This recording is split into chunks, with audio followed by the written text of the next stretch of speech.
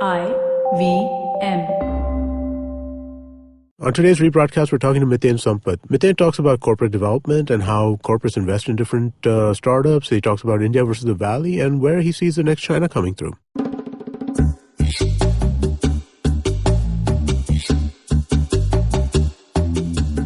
Hey, welcome to Shunya One. I'm your host, Shiladitya. I'm an entrepreneur and the founder of Wrestling Technologies and Hipcask. And this is our show. So I'm here in the studio, joined with my co-host, the founder and CEO of Indus Vox Media, which brings you this podcast, Amit Doshi. Hey, how are you guys? Where do you find you on Twitter, Amit? Doshi Amit. Great. And for our guest today is a dear old friend and also a listener and avid critic of our podcast. This is Miten Sampat. Welcome to the show. I love you too, man.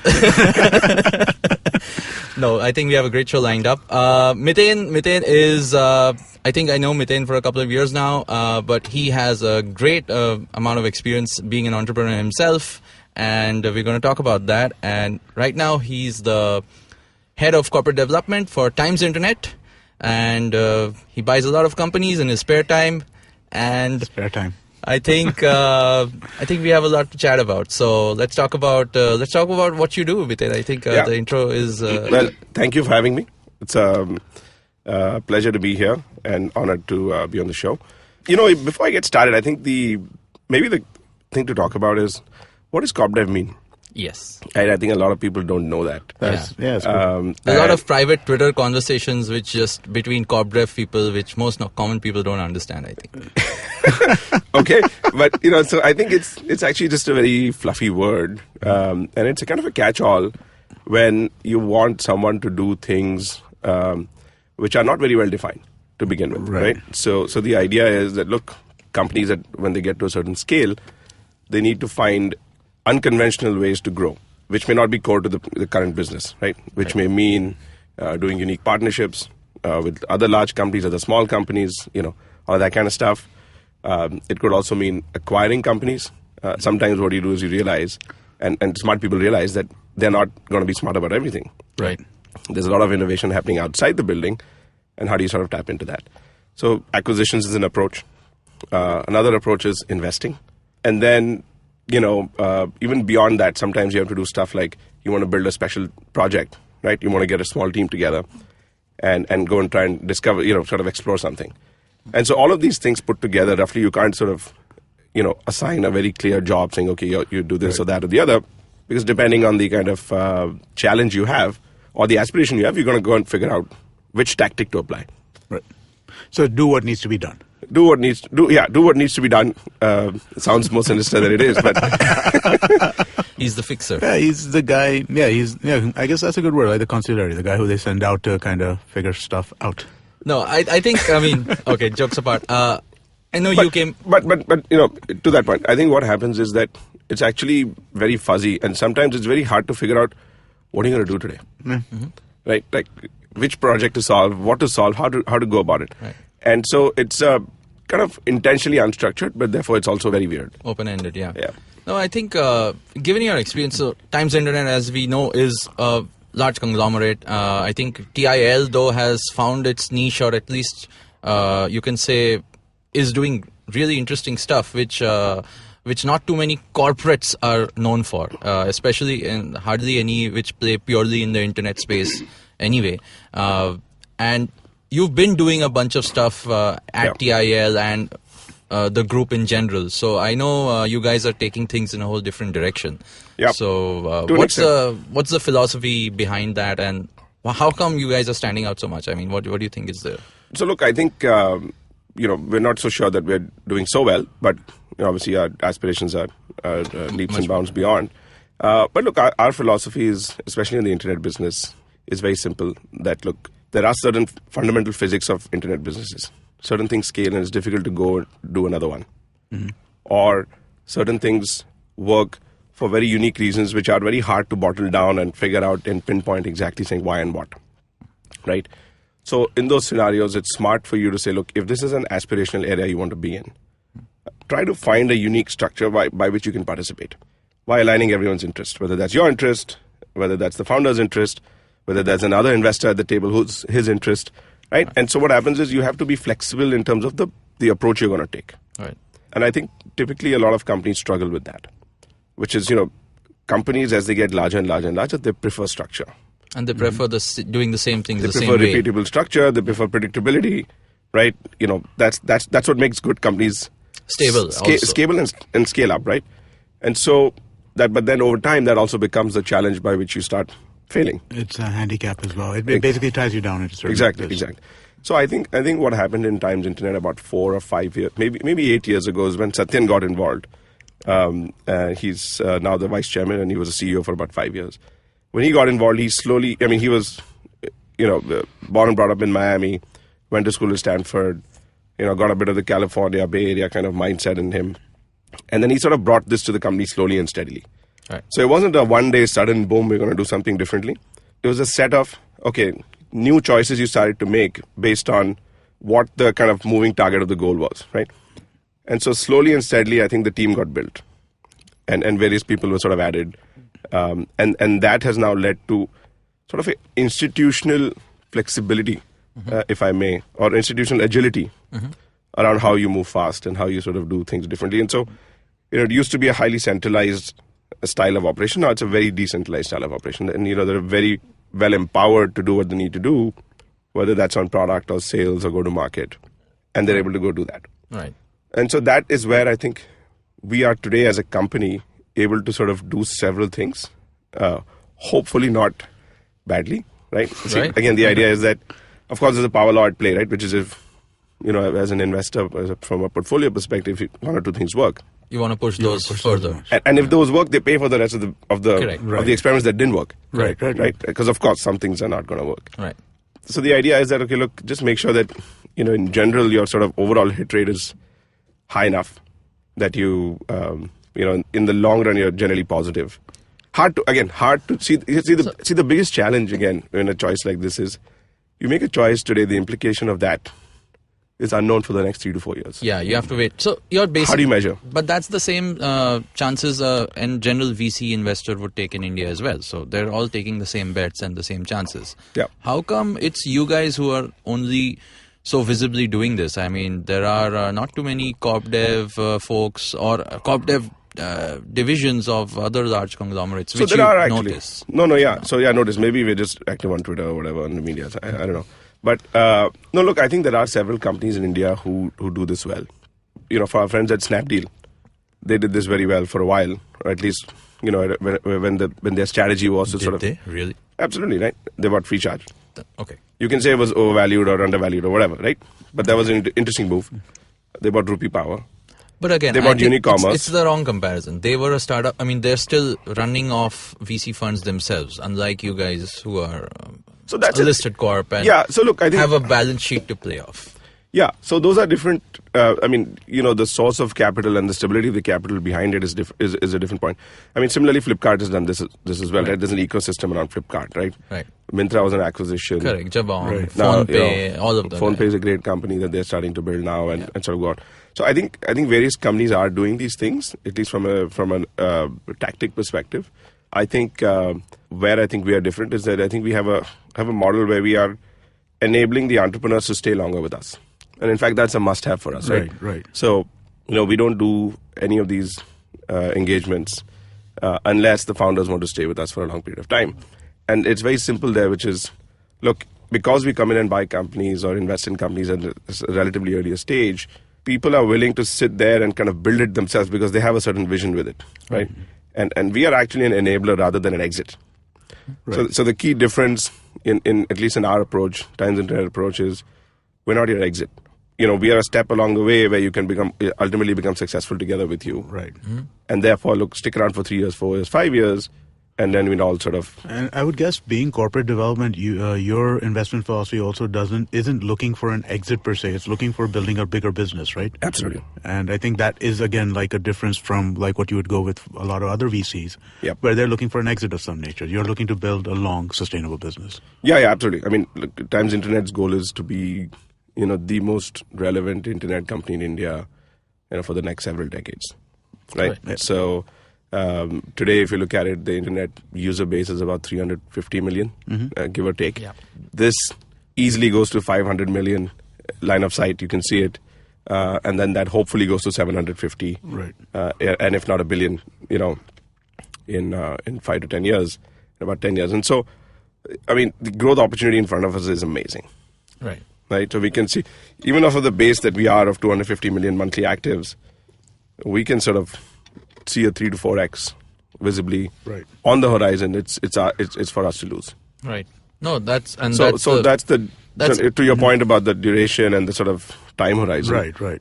That's the kind of time horizon we're playing with. That's the base everyone's going after anyway, right? So, I mean, I think the question I was trying to pose was more about how come. Times is an old. Otherwise, as a group, it's been there a while. It's a well-established company. To put as an understatement. But how come? We've had other guests here from other larger corporations as well. They are all doing experiments with startups, with investing, with incubating companies or whatnot. But no one's doing it at this size and scale which you guys probably are. And I think do you think that's holding a lot of the large other corporations who are out there who could be doing more? I mean, I think I think it's very company to company. I think people have to get comfortable with the model, right? And they have to see some success with it. So in any of these cases, there's a survivorship bias, right? Correct. Which is, so what's driving your? You can say we haven't made very large mistakes yet. So I think that's the thing that keeps us going. So obviously we have a high degree of sort of, what should I say, we're very self-critical. We have, we make sure that, we're very metric oriented rather than gut oriented. We look at the numbers very closely. We're very conservative for the most part. Right. And again, one of the things that if you compare a cost base of a Times Internet company doing and achieving certain amount of market success, if you compare us with any other internet company out there, which is venture they would funded, have spent like 4 times the money. 3 to 4 times. Yeah. Three times for sure. Yeah. And we've actually done a benchmark of this without naming which benchmarks, but we've done a benchmark of this just to see, are we able to make our dollars or our rupees sort of, how much can we sort of go much longer? Exactly, and what are we able to do with it? So the platform gives us certain benefits. Of course, yeah. And then over the years, I think the other thing that we've managed to do is we've matured in terms of the bets to take and not to take. Because look, it's intellectually there are so many exciting 1 + 1 makes 3, or oh my god, I could do this with that, But then you have to sort of boil it down and say, am I drinking too much of my own Kool-Aid? Is this practical? Is it feasible? And of course, you miss a bunch of stuff in that process. But that way, your portfolio is pretty diverse. I think you've done across the board from fintech to food tech to all the buzzwords. I like in the last haptic 4 is really years. interesting too. I think haptic's one of the most interesting things that's happening in the country. So. Yeah, we should have Akrit here on soon. Sure. I've spoken to him about it. Yeah, great guy. No, so again, so stuff which is fairly cutting edge, at the same time stuff which is very competitive in the landscape of India.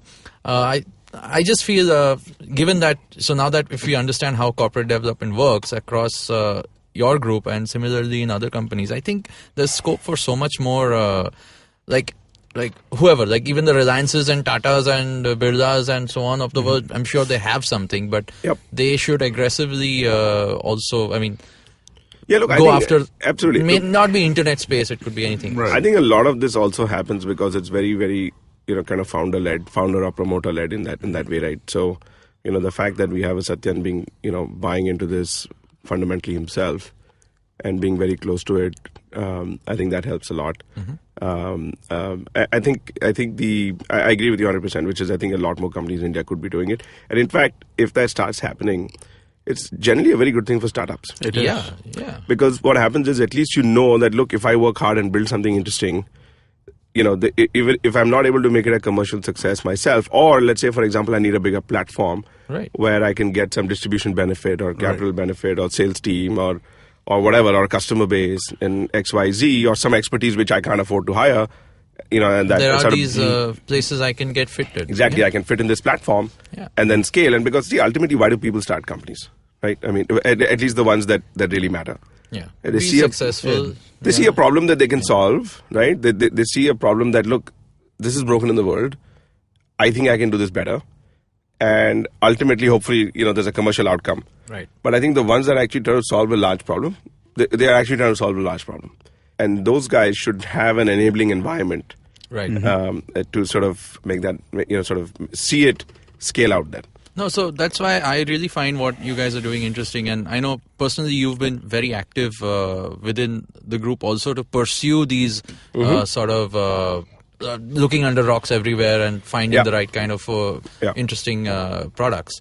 And I do see this as a potential alternative to the current hype around VC and how, this entire investment discussion, which we try to fundamentally avoid, at least on this show, that if this happens a lot more, I think India, the entire ecosystem could be benefited a lot more. I think if you see some of the recent reports from, the CB Insights guys, I think they talk about what percentage of actual venture and or sort of, startup returns come from M&A. Right? Because I think, I don't remember the stat off the top, it's a meaningfully high number. Yeah, right? Globally, you mean? Yeah, I mean, I'm talking about Valley, which is the most relevant market, but I don't know stats outside. But what happens is, again, it goes back to that enabling environment thing we're talking about, which is, look, if you build something which is interesting, someone will snap it up and it'll scale. Correct. I mean, Cisco has about 150 companies. Yeah, exactly. Just think about that, 150 companies. Wow. Yep. Correct. And see, again, these are MNCs which operate globally. So it's not just, they bought 150 out of just the Valley. I'm sure there's tons of them across the world as well, which including the Googles and Facebooks of the world also do. And they've done a few of them in India. Yep. But again, I think India's homegrown corporations have a good chance at enabling this ecosystem a little further. I think they do. I think they do some stuff, but they could do more. Yeah, I think they're still conservative, and that way I think TI is doing a great job of sort of leading on that front, at least showing how things could be done. Let's see how the next 2-3 years go. Track record will sort of. Yeah, but since you spoke about it, spoke about how, again, Cisco as an example, I think just to lead off from that, I want to talk about how you personally had some experience in the Valley as well, running a startup, exiting a startup. Yep. So how was that, first of all, and how do you think that environment compares to even what we are in today in India, let's say 10 years hence? Sure. So I'll talk about my startup experience. Look, I joined a company called Feeva, Feeva, and it was named behind the song "You Give Me Fever," because the founder loved it. But it was a good choice. And our goal in life as a company was to say, look, what if the entire internet was location aware? If every bit of traffic on the internet was location aware, what would that mean? And we were very excited by what we thought that would mean. And so we went about solving that problem. And effectively we invented technology that would make every network, whether that's a telecom network for broadband, whether that's a telecom network for cable or for mobile, the traffic could be augmented with location. And so the impact of that could be massive, right? Because you could instantly personalize content, you could instantly personalize advertising, you could instantly, a lot of analytics would be a lot more predictable, and sort of help a lot of companies make better decisions as a result. Obviously, there are privacy implications, and I can appreciate that. And then there was a lot of that. And so, for us, an enabling environment was very important, right? I still remember one of our first conversations with a large telecom company who said, "Okay, this is cute, I like it, and I can use it in a small test environment, but I can't deploy a technology in my mainstream internet routers, right? And I'm not going to buy a router from you because you're some." Fly on the wall startup who doesn't know how they're going to pay their bills a month from now. So it's too much of a risk. Right. Right. And what they told us was very interesting. They said, look, go convince Cisco or Juniper to make this part of their routers or just embed it there somehow. Then I'll buy. I'll buy from them anyway. So right. I'll buy And go figure this out. Like, if it works on Cisco, I'll buy it. Right. So like, wow, shit. How do you do that? Right. And this is well before the time of software-defined networking, which is now you can write applications on routers, right? Correct.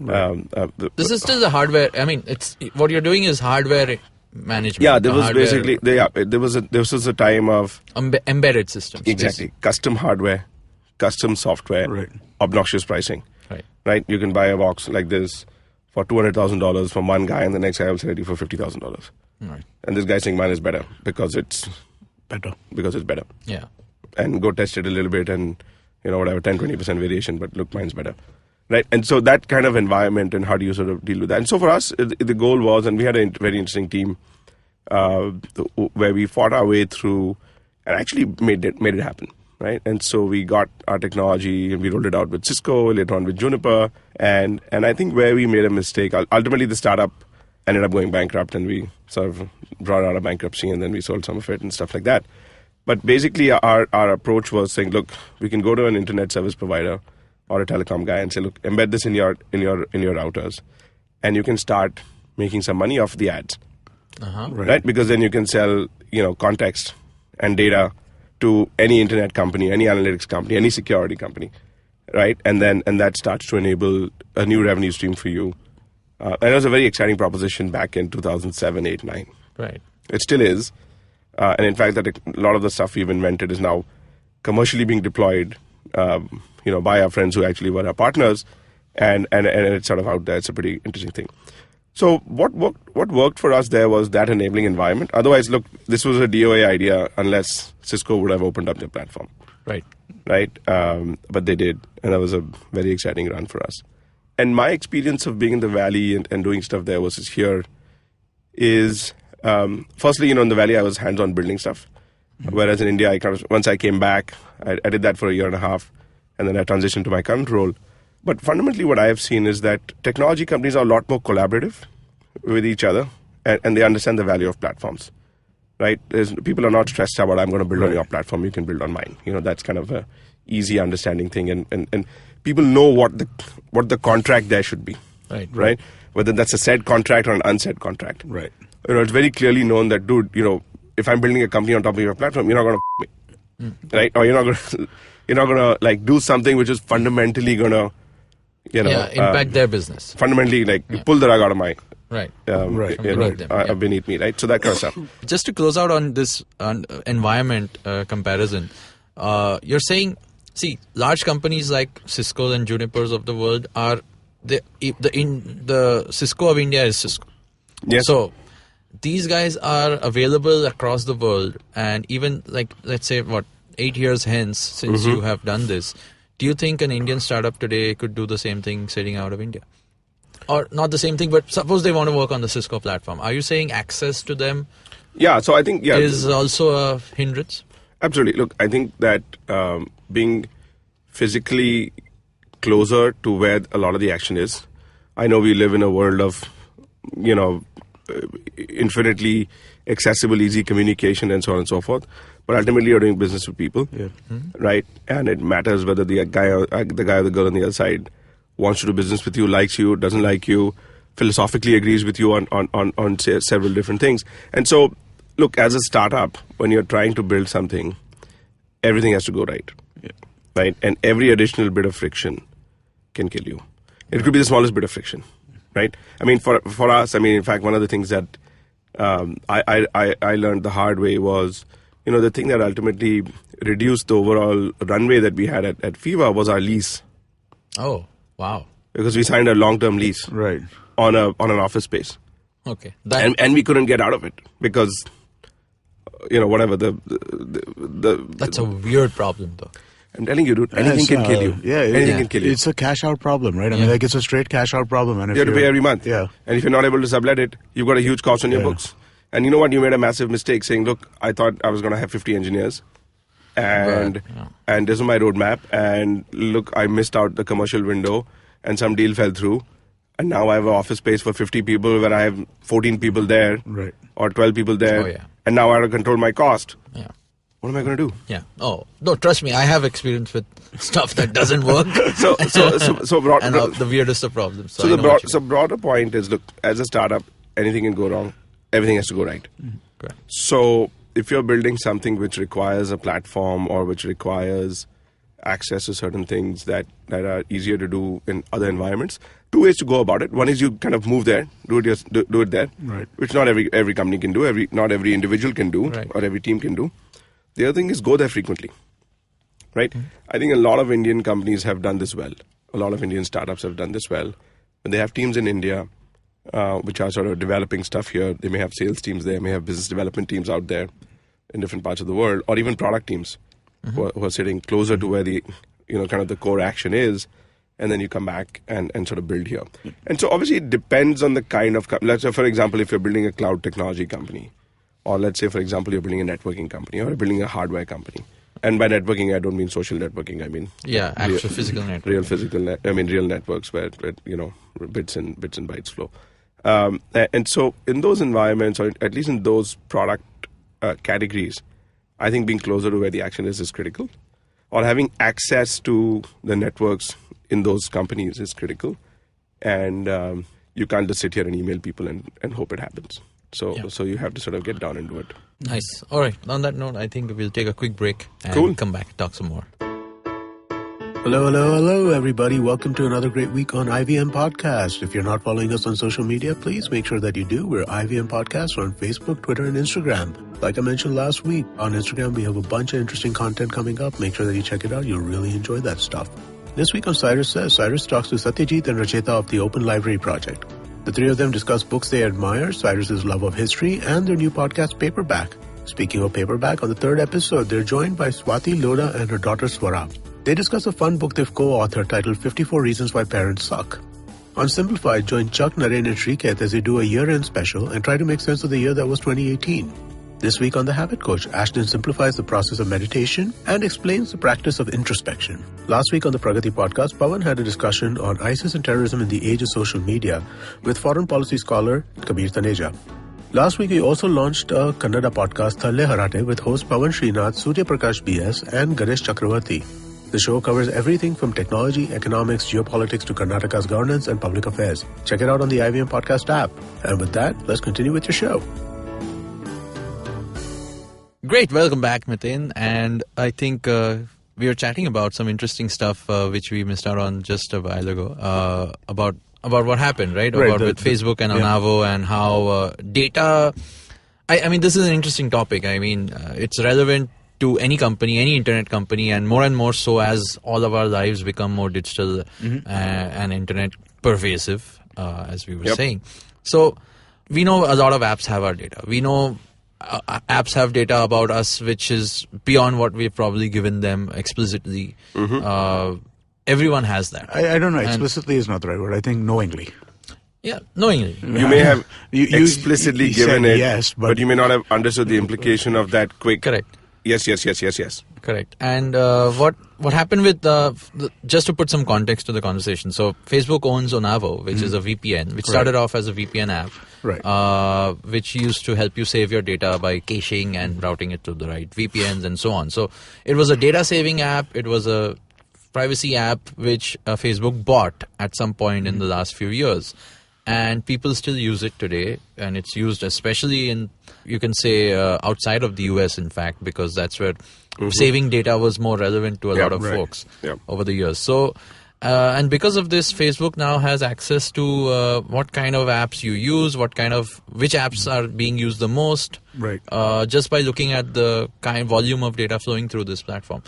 How is this? I mean, I know it happens in India too. I know a lot of companies over the years, Android has been very leaky with data, and it's sort of now tightening up its platform. And a lot of companies and apps in India have probably got access to a lot of stuff, more than what they probably need for their own product. So what's the deal with this? How is this, beyond the privacy discussion and all of that, how is this used as a competitive edge by large companies? Sure. So, I mean, I don't know if this VPN thing is really that big a deal, right? Because I think one of the Android permissions that people are able to get is that tell me what apps are on your phone. And you kind of get a real-time idea of what's on the phone itself. So I don't know that the VPN thing is so critical in that context. I think you get a broader sense of what's happening when you have the app install list, and you can see how that list changes over time. And that I feel like, and that Facebook is getting much more data off because single largest installed app. I've never seen that permission though. Like, we want to see access to. Yeah, that permission exists. I used it. No, so for example, I think Amit's right, which is I think the Onavo example has got more of a shock value, like, oh my God, I didn't know. But I think there are umpteen ways in which you can sort of learn about what the user is doing outside of your own app, right? In Android in particular, because of the way in which the privacy settings are set up, and obviously it's getting tighter with the new newer operating system updates that they're doing. But I think broadly, data advantages like this have been used by companies for decades in their own fields, and I think this ends up being a competitive advantage. I mean, sorry, but I've heard like that nobody's ever going to catch up with voice recognition with either Google or Microsoft. Yeah, it's gonna, because of the fact that for machine learning you need lots of data points, and I think that keeps getting better over time as you have a broader base of data.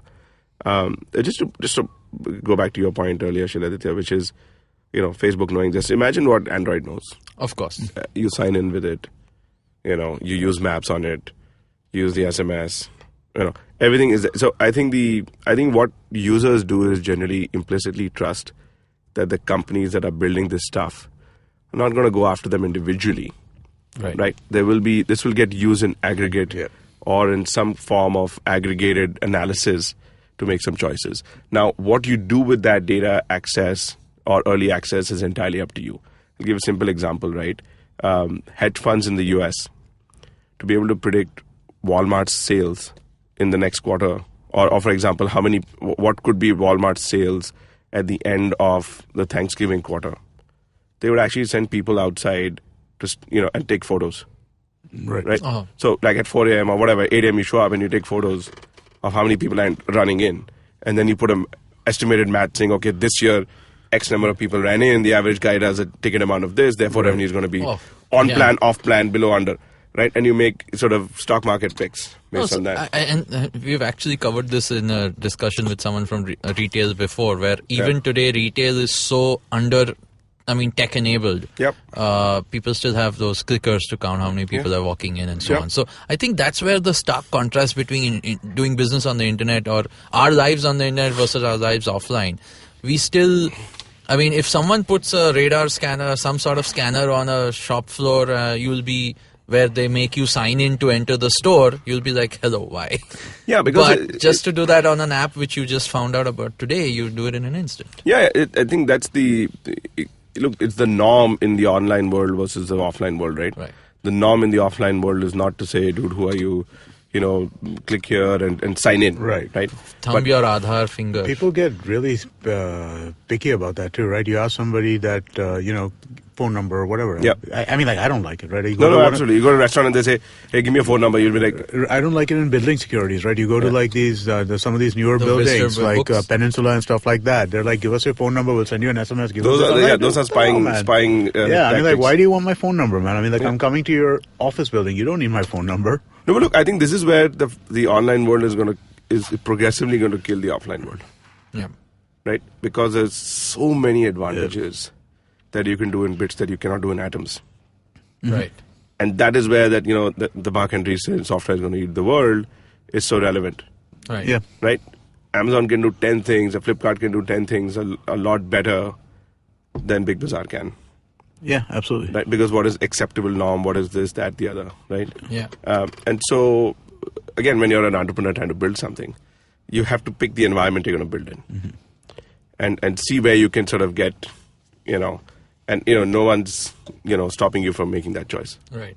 Except no, yourself. that's why so many internet startups exist. That's why starting up on the internet is what it is today, as easy or lucrative or whatever it is. Yep. But the concerns still remain, right? The concerns still are around we are a little too frivolous with our data online. Platforms are fairly... on the other side as well, right? The people on the other side who run in these companies are equally... they can potentially be dangerous as well. So let's talk on that. Look, I think that the best companies in the world who are sort of able to get where they are very sensitive with data security. Okay? For example, I don't think any specific individual engineer or whatever person in a Facebook can go and look at all your history individually. I'm sure. I hope not. No, because, worse than that is emails. Worse than that is emails. Let me tell you why Google and email. Let me tell you why that won't happen.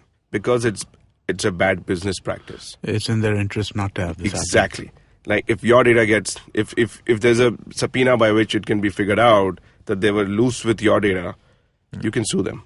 Yeah, and everyone's And this going is to their leave core your platform. And this is their core business. No, and it's also disastrous for their brand, right? Exactly. If all of a sudden you find out that Google is snooping on your email, how fast are people going to stop dropping Gmail? Who uses a Yahoo account? Even 3 years ago, you used to see tons of Yahoo accounts. How many Yahoo accounts have you seen in the last couple of weeks? In the last year?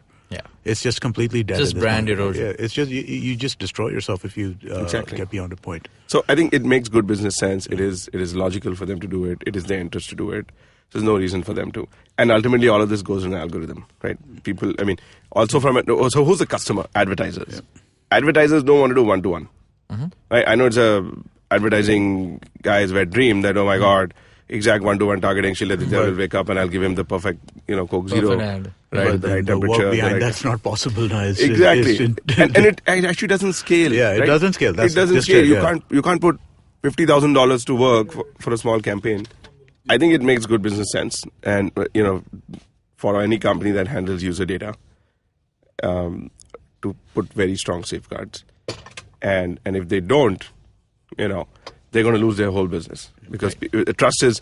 And look, as fast as these things are growing because of the internet, the downfall also happens as fast. Yeah, make one mistake, everybody in the whole world knows. I remember within minutes and hours. When the Yahoo thing, when that started to come out, right? That the accounts were compromised and people didn't know about that. I got emails from people you wouldn't believe, 84-year-old uncle sending me an email. Should I change my account from Yahoo? Yeah. Just because everyone knows it. Yeah, everybody hears about it, and at that point it's just done. No, that's true. I mean, that's true even for Indian platforms like right now. Aadhaar, I was just saying that, right? Aadhaar is still getting its share of brickbats just because it's so leaky, right? I mean, even though all of us are forced to get on board. Yep.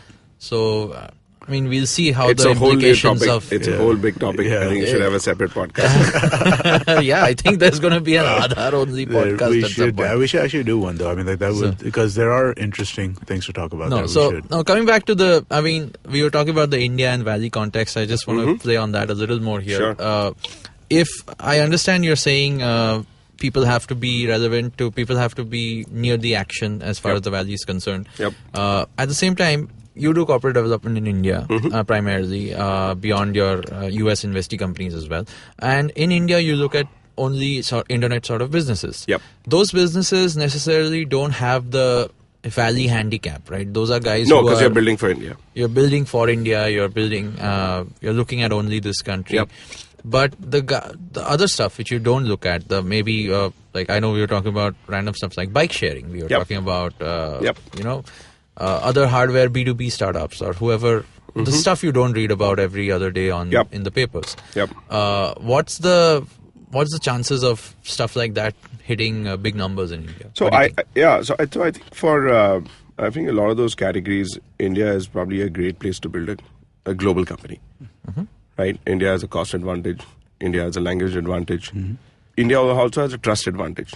People globally trust Indian software. Right. Just as they trust German cars. Right. Right? You can say, listen, this is an Indian company which makes whatever ABCD software. Fresh Test Lilo, right? It's a great example. So many other companies like that. So I think if you're building a product which is, let's say, SaaS or let's say, things like that, which are sort of the market's not necessarily India, but it's global. We have several advantages going for us. And I think from that perspective, I think the maturity level in India is getting to a point where you'll see, at least $100 or $200 million value companies created every year over the next several years. And I think that I think it's a good time to be building stuff like that. I also think that for sectors which are not necessarily India first, right, where your objective is not to build an India first company, the investor ecosystem is still catching up, right? As you can see, a lot of investors now, a lot of the kind of the white shoe firms are starting to warm up to this idea. Right. And it takes a bit of time, maybe a year or two, but you'll see a lot more of the kind of you'll probably see a SaaS only fund in India soon, right? Or you'll see a fund which will maybe look at, other sort of similar verticals where you build in India for the world.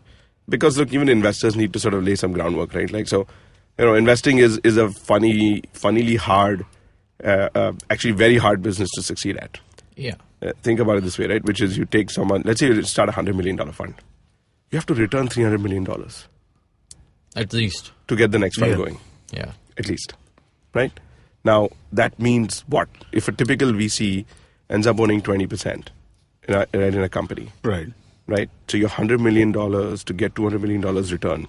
Imagine the company values you have to create. Right. The enterprise value for the companies you end up choosing. So and they have to exit at that. Exactly. They have to monetize somehow. Right. Yeah. So it's an extremely hard business.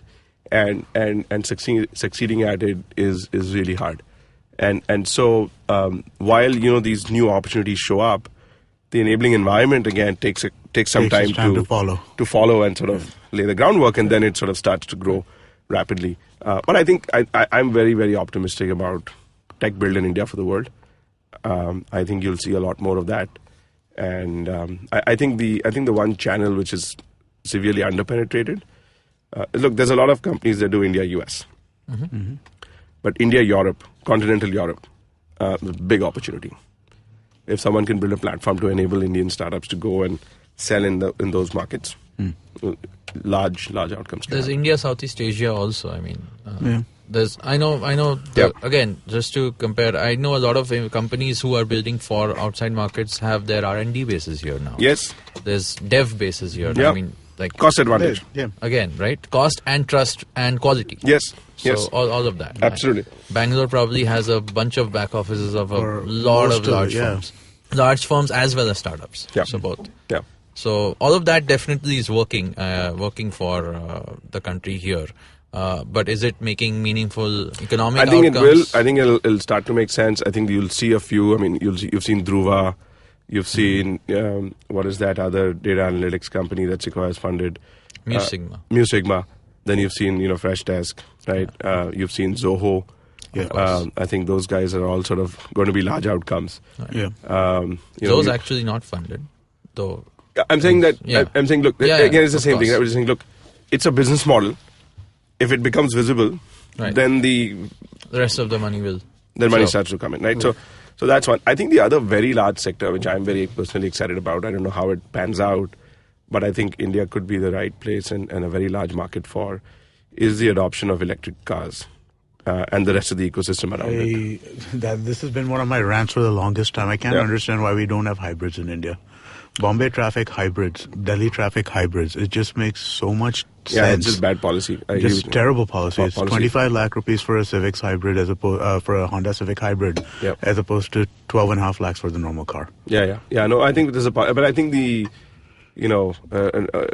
I think there's enough and more going now where people are putting their minds to it. It'll happen. Yeah. I think it's also good environmentally. Exactly. I think it's also very good. It's the future. Yeah. I think India will again. We don't have a very entrenched install base. Yeah. Of I mean, if you still look at the number of anything, okay. Yeah. So we're very early that way. So I think it'll be a big sector.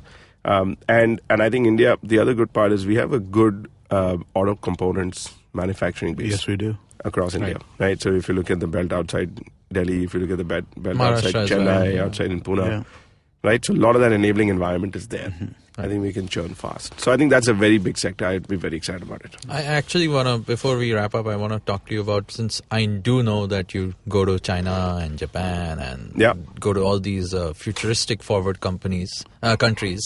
What's your take on that? What's your take on the comparisons which everyone makes, and which path are we really on? Are we going to become a China? Are we going to become? Obviously, we're going to become something of our own. But how much of the hype around that is really going to happen, you think? Yeah, look. So I think the comparisons are, very news bitey and clickbaity, and so it's like, oh my God, Mumbai is going to become Shanghai, right? Whatever. But that they've been saying for 20 years. Yeah, no, it's cute to say. Look, I think that.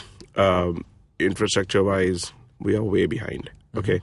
And it again goes back to this enabling environment. If it takes me 1 hour to get here, right, what else could I be doing with that 1 hour? Yeah. Right? And just imagine that at the scale of 20 million people in Bombay, and then imagine that at the scale of the 1 billion people in India, right? So the productivity loss is huge. So I think one of the biggest priorities for for the government, for all of us, has to be, let's get our infrastructure right. Let's be smarter. Let's just make fluidity happen, right? Yeah. Firstly, and I think China has done that over the last 2-3 decades. And today, if you go to China, you realize that their infrastructure is actually better than the US. And I'm not saying this lightly. Yeah. Wow. Their infrastructure is better than the US. It's better than Europe. It's probably better than the rest of the world. Most places that I've been to, I'm impressed by the scale at which China operates and how the stuff just moves, right? And I think that is their competitive advantage. I mean, I think they're at the scale now where for a lot of industries, they now have a 1 or 2 decade advantage over anyone else. Mm-hmm. Wow. And those things are hard to sort of, so it's going to be a large era where they're going to be ahead. I think the comparison, for us to China is probably a few things against us. So, I mean, a few things are different rather, not against us. One is infrastructure. The other thing is per capita income. Right. So when you compare any business model, you have to compare it on, all the grounds. The base has to be the same, right? What is your customer going to be able to pay? Exactly. So the India per capita income is about $2,000, right, per year. China is approaching 10,000. And this is across China, being the billion people country that it is. It's the average. I think it's 8,000 or 9,000 today, and approaching 10,000 fast. That's amazing. Well, it's grown so China was, I think, just above India in like the late 70s, early 80s. Yeah, and then it's 4 times over in the last 20 years, 30 years. So look, I think that's infrastructure, the local markets purchasing power. So a lot of things that can happen here will take some time to come here. And then the third thing is that they just have several other, execution advantages, right? Which India doesn't have. Also, the way the policy environment works there is different, right? It's a lot more socialist, though. It is. I mean, I think a lot of Western or sort of non-China and even India, you kind of underestimate how that society works. It works, right? You go there, you don't feel like people are. I've not seen. It doesn't. I mean, maybe they're all hidden or like taken out of the scene, but you see people are generally very happy, right? And they're sort of having and the infrastructure is good, quality of life is good, barring stuff like pollution, which they're fixing. Right. But I think that it's we shouldn't compare India and China. I think honestly, I think we should learn from what they've done well, and copy that. And just go faster. No, that's what I meant to ask. Right? Do you think we have a chance to copy and make it happen? Absolutely. I mean, we absolutely do. It's just I think we just need to get out of our own way sometimes. A lot of things have to go right. Everything has to go right. Everything has to go right. I think that's the theme. We circle back to that. So that's the theme. Great. I think I really hope all of these startups you guys are managing and handling and working with and buying. I think that's also going to contribute to a lot of stuff which goes right in India. So I think on the closing note on that, want to just talk about where we can find us? So Slack channel, please subscribe to the Slack channel. Go to our website, ivmpodcast.com/Shunya One and send me a request and I'll add you to the channel. Besides that, please give us ratings on iTunes. Please. Very, very important for us. That's all I got. Great. Miten, we can find you on Twitter at Miten. Anything else you want to add? No, thanks. It's a great show. Thanks for doing it. And look forward to, we're really hearing all the next ones you guys do. Thanks for having me. Happy you could drop in. You're in Bombay this week. So otherwise you're a Delhi guy, I know. Yep. How's that working just to close out on? Which city do you think in India is becoming Shanghai faster? Definitely Delhi. Definitely Delhi. Yeah, definitely Delhi compared to Bombay. Yeah. But hopefully once the metro stuff gets figured out, Bombay will catch up. But, I think so. I'm actually happy stuff is moving faster here. A little faster. A little faster. A little is the operative word there. Yes.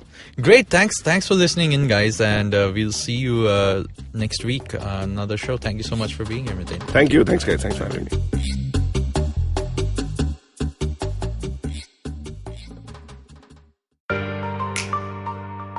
Family businesses get a bad rap. At one time, they were looked down on for getting rich, for being too ambitious. Today, they're still looked down on, but for not being ambitious enough. Not agile enough, not modern enough, too traditional in their mindset. The biggest brands and business houses in the country started out as humble family businesses. It's the way India has done business. Join Sonu Bhasin in conversation with stalwarts of Indian family businesses on the Inheritors podcast series by Bloomberg Quint. Discuss the highs and lows, the needs and pressure points of building a business legacy that spans generation. Did you know that Parsis in Mumbai, instead of being left at the Tower of Silence after they die, are now cremated? And why? Because a cow fell sick in the early 1990s. Did you know that the smog in Delhi is caused by something that farmers in Punjab do and that there's no way to stop them? Did you know that there wasn't one gas tragedy in Bhopal, but 3? One of them was seen, but 2 were unseen. Did you know that many well-intentioned government policies hurt the people they're supposed to help? Why was demonetization a bad idea? How should GST have been implemented? Why are all our politicians so corrupt when not all of them are bad people? I'm Amit Verma, and in my weekly podcast, The Seen and the Unseen, I take a shot at answering all these questions and many more. I aim to go beyond the seen and show you the unseen effects of public policy and private action. I speak to experts on economics, political philosophy, cognitive neuroscience, and constitutional law so that the insights can blow not only my mind, but also yours. The Seen and the Unseen releases every Monday. So do check out the archives and follow the show at seenunseen.in. You can also subscribe to The Seen and the Unseen on whatever podcast app you happen to prefer.